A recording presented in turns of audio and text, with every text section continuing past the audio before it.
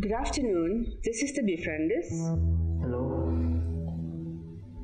I had a problem now. I don't know to whom I want to share. I just don't want to reveal my name. Just call me Daniel. Okay, Daniel. My name is Mary. Would you like to tell me what is troubling you? I want to move on.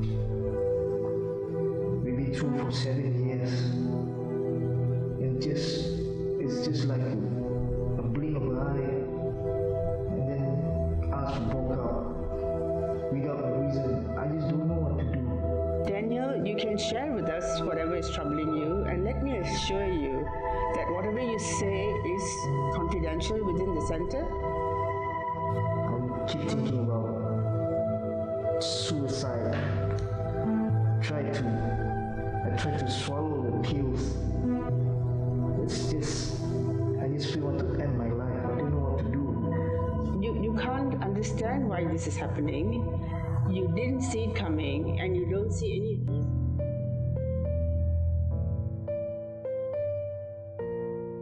Our organization has really been in existence since 1970, and with the sole purpose of trying to reduce the number of people who would think and who would want to commit suicide.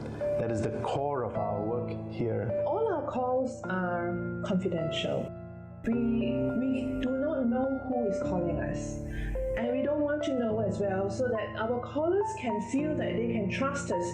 They can feel that their identity is protected. Sometimes when people say, do you just listen? No, we do not just listen.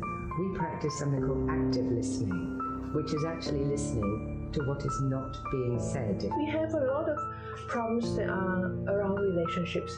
So some of them have relationship breakdowns. Some of them, their marriage is breaking down. Some of them are facing terrible financial problems, and they can't tell anybody. They can't tell their parents, they can't tell the family, they can't tell the friends because it's embarrassing, or they don't want to let their family worry about them. If these people are not supported, it will lead to more worse problems like going into depression and ultimately sense of hopelessness, helplessness, and then suicide. We notice that the emails that come in are from very young people. Many of them are teenagers. And in fact, many of them are suicidal. So it's hard to deny that suicide is not a serious issue that needs to be given a lot of attention. We do a lot of outreach programs, and we connect with a lot of colleges, universities, whether public or private, and in some instances also schools, so that we can reach out to the young ones. And what we normally do is we actually have talks and teach them about things to look out when you're feeling stressed, and how to help those who are feeling suicidal, especially if you have friends who are feeling suicidal. Something I don't share very often is, sadly, I lost my brother to suicide. Now that was about 10 years ago. And so it took me a while to come to terms with that.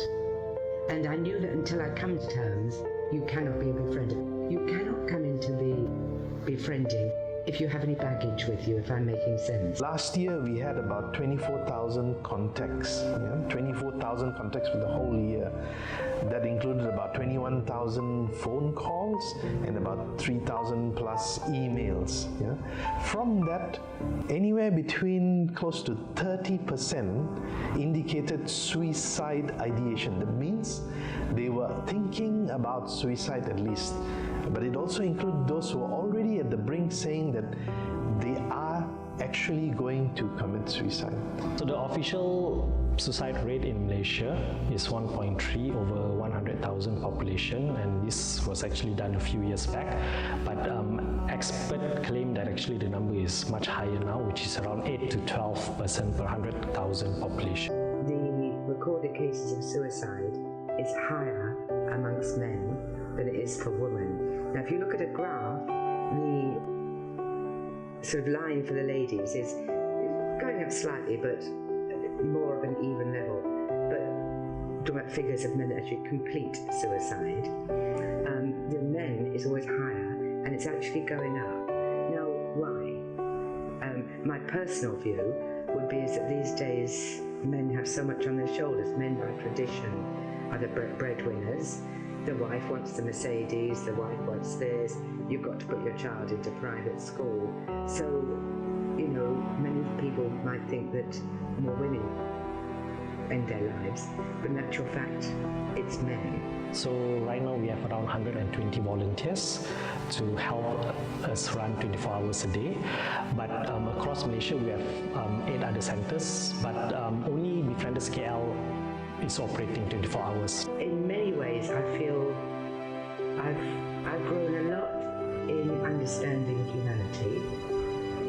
I've grown possibly in having more patience with people, and it does help to put life into perspective a certain amount. I've been a befriender for about 8 years now, and I certainly enjoy being a befriender.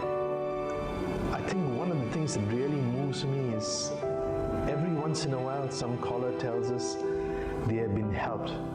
Sometimes it happens right at the end of the call. They say, thank you, this has been helpful. Something I believe in very, very strongly. What we do is a sort of amazing thing. It's amazing how just listening to somebody, actively listening really helps. So I believe very strongly in befrienders and what we do. So, I'm really happy to be a volunteer here.